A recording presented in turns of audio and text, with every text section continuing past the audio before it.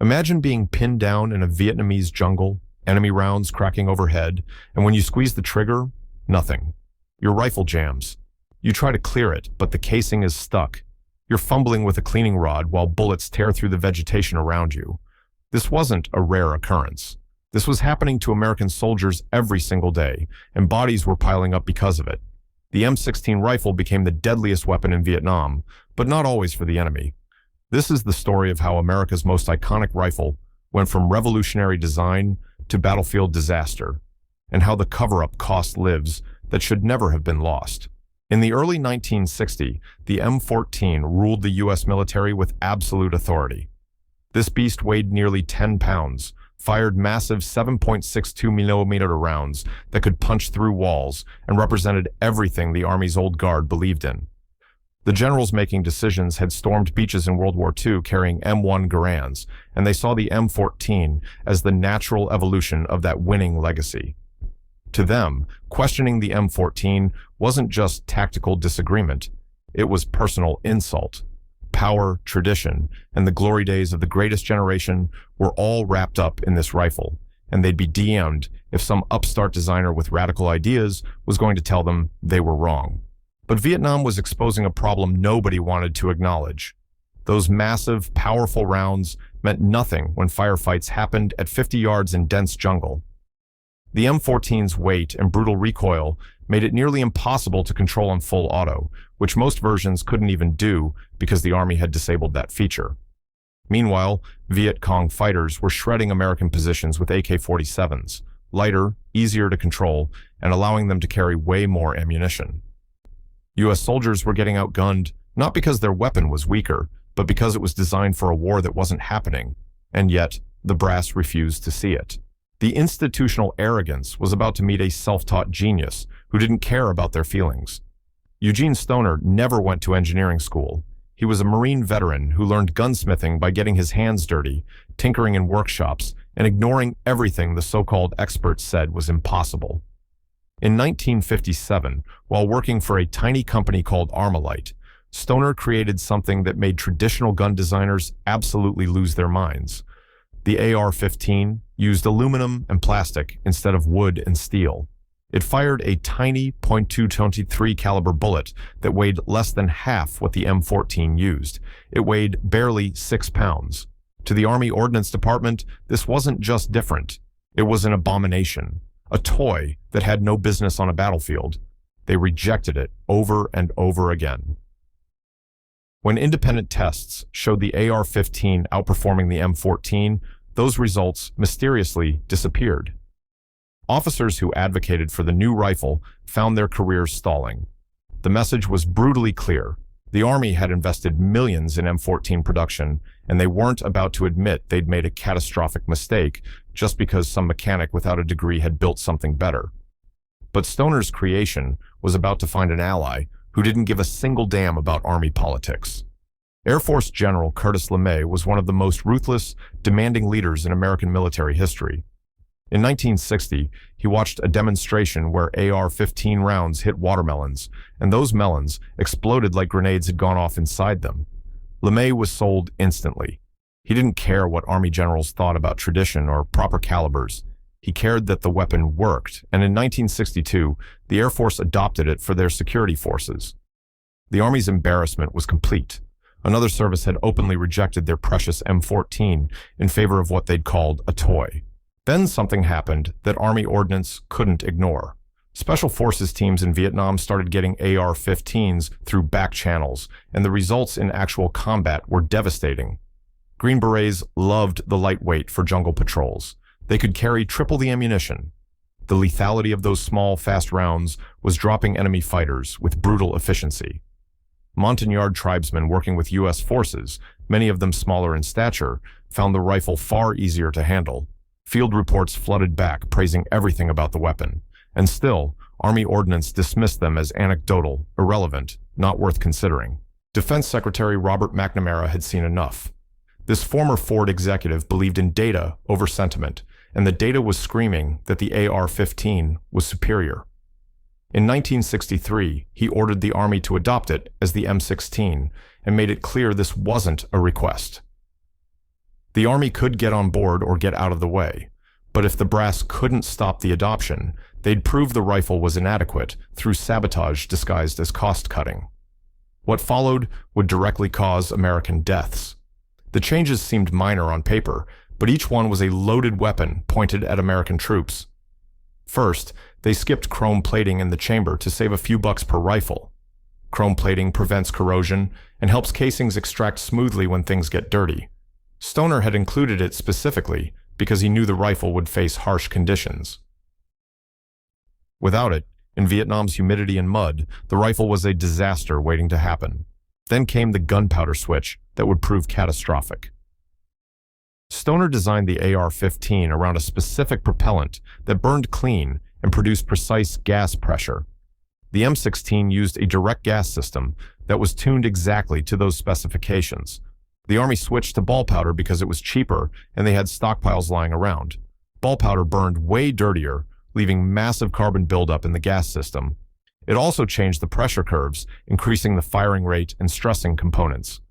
They fundamentally altered how the rifle worked without properly testing what would happen over thousands of rounds in combat conditions. But the most insane decision was still coming. Colt's marketing had called the rifle low maintenance, and some materials even claimed it was self-cleaning, pure advertising nonsense that was never true. The Army ran with it, telling soldiers the M16 didn't need cleaning. Early shipments to Vietnam didn't include cleaning kits. No brushes, no rods, no lubricant, nothing. They handed troops a precision instrument and told them to treat it like an indestructible hammer in literally one of the harshest environments on Earth. It was negligence on a scale that should have ended careers. The nightmare began almost the moment M16s hit the field in 1965 and 1966. Rifles started jamming at rates that were absolutely catastrophic. The dreaded failure to extract became a death sentence. The rifle would fire, but the spent casing would stick in the chamber instead of ejecting. Clearing it meant disassembling the rifle and forcing the casing out with a cleaning rod while bullets were still flying. Soldiers and Marines pinned down by enemy fire found themselves frantically trying to clear malfunctions instead of returning fire. The mechanical failure rate in some units exceeded 50% during engagements. The horror stories started piling up, each one more damning than the last. Marines were found dead with their rifles torn apart beside them, killed while desperately trying to clear jams. One particularly haunting account described a young Marine who grabbed his cleaning rod and ran down a trench line during a firefight, stopping at each position to help his brothers clear their jammed rifles. He was shot down while performing this desperate act, trying to keep everyone in the fight. Other times, soldiers were found with cleaning rods broken off inside their barrels, having forced them so hard in panic that the rods snapped, leaving them with completely useless weapons. The psychological damage was devastating. Infantry soldiers need to trust their weapon absolutely. It's a lifeline, not just a tool. When that trust shatters, when you can't be sure your rifle will fire, it creates terror that's hard to comprehend. The nickname Mattel 16 spread like wildfire, a bitter reference to the toy company. Soldiers carved, "You're in the Army now," into their stocks as a dark joke about military incompetence. But the real indictment came when American troops started actively seeking captured AK-47s because they trusted Soviet engineering more than their own government. A black market developed where soldiers would trade cigarettes and alcohol for enemy weapons. When your troops prefer to carry enemy rifles, you failed at the most fundamental level. Letters started flooding back to the United States from desperate soldiers and heartbroken families. A Marine's parents would receive a letter describing how men were dying because their rifles failed, how the military seemed indifferent to their suffering. These families weren't staying silent. They wrote to congressmen, to newspapers, to anyone who would listen. The military initially tried to suppress it, claiming reports were exaggerated. This gaslighting only made the fury worse. By early 1967, the scandal exploded into national headlines. A congressman received a letter from a Marine describing the Battle of Hill 881, detailing how men had been killed not just by enemy fire, but because their M16s jammed at critical moments. Some Marines were forced into hand-to-hand combat when their rifles failed. The congressman read portions on the House floor, and the media picked it up immediately. The public reaction was explosive. Young Americans, many of them draftees, were being sent to war with weapons that were getting them killed. Representative Richard Icord launched a congressional investigation that would rip the cover-up wide open. This wasn't the military investigating itself. This was Congress exercising real oversight, bringing in combat veterans, ordnance experts, and procurement officers who had to explain their decisions under oath. The testimony was absolutely damning. Survey data showed 80% of troops who used the M16 in combat experienced malfunctions. Expert witnesses explained how the lack of chrome plating combined with dirty powder created a perfect storm of failures. Internal memos revealed that Colt engineers had warned about the powder change and been overruled by officials prioritizing cost savings. Field reports detailing the disaster had been deliberately buried in the chain of command.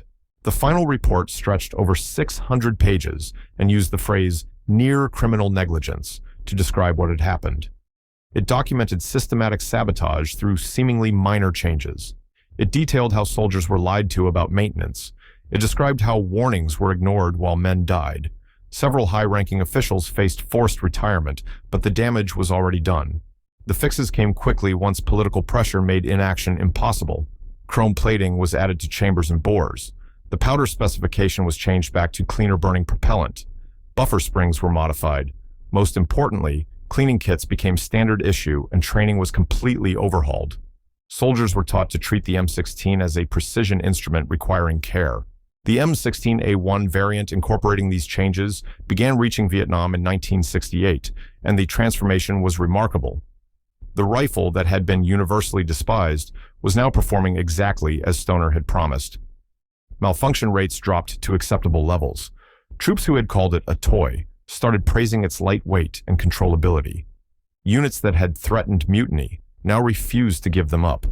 Soldiers could carry 300 rounds for the same weight as 120 rounds of 7.62 mm. The straight-line design made it easy to control on full auto. The modular construction meant quick field repairs. The M16's redemption in Vietnam paved the way for it to become one of the most successful military rifles in history. It evolved through the M16A2, M16A4, and M4 carbine variants. The platform's modularity became its greatest strength. You could configure it for virtually any mission. The AR-15 design Stoner created in 1957 proved to be one of the most adaptable weapon systems ever made. Forces around the world adopted M16 variants. The 5.56 mm NATO round became the standard for Western militaries. Modern infantry tactics evolved around the M16's capabilities. The rifle served the U.S. military for over 60 years, far longer than any previous standard weapon. The M19-03 Springfield lasted 33 years, the M1 Garand about 20 years, the M14 barely made it a decade, but the M16 endured through Vietnam, Grenada, Panama, Desert Storm, the Balkans, Afghanistan, Iraq, and countless other conflicts. An entire generation of soldiers knew no other rifle. The U.S. military is now transitioning to new systems, finally closing the M16's chapter after 6 decades. But the legacy is complicated. For every soldier who relied on an M16 for their entire career, there's a family who lost someone because bureaucrats and generals couldn't swallow their pride. The rifle eventually became legendary, but it never should have taken a congressional investigation and countless deaths to get there. The M16's journey wasn't about innovation triumphing over tradition. It was a cautionary tale about what happens when institutional arrogance meets battlefield reality, when cost-cutting gets prioritized over lives, and when the people making decisions are insulated from consequences. Soldiers paid the price for every shortcut, every ignored warning, every rigged test. Eugene Stoner created a revolutionary weapon that could have performed flawlessly from day one. Instead, the same establishment that rejected his genius nearly destroyed his creation through spite and negligence. The rifle survived and thrived, but the scars from those early years remain. Some victories come with a body count that should haunt us forever, and the M16's adoption is one of them.